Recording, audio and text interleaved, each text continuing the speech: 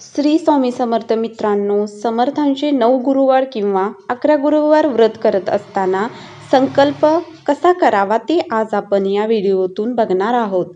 स्वामी समर्थांचे 9 किंवा 11 गुरुवार व्रत करत असताना संकल्प करणे खूप महत्त्वाचे आहे, कारण संकल्प केल्याशिवाय व्रत पूजन अपूर्णच आहे। हा संकल्प आपल्याला पहिल्या गुरुवारी करायचा असतो। संकल्प केल्यानंतरच आपल्या पूजेची सुरुवात असते आणि आपली पूजा पूर्ण देखील होते। चला तर मग पाहूयात संकल्प कसा करावा। मित्रांनो, उजव्या हातामध्ये आपल्याला थोडेसे पाणी घ्यायचे आहे। त्यानंतर त्यामध्ये आपल्याला हळदी कुंकू टाकायचे आहे।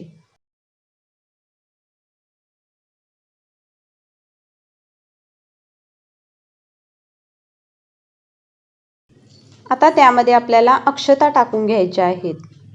त्यानंतर त्याच्यामध्ये एक फूल टाकायचं आहे। आता आपल्याला आपलं नाव, त्यानंतर आपल्या कुलदेवतेचं नाव आणि आपली जी काही इच्छा आहे ती आपण मनातल्या मनात बोलायची आहे आणि नंतर ते पाणी आपल्याला त्या फुलपात्रामध्ये सोडायचं आहे।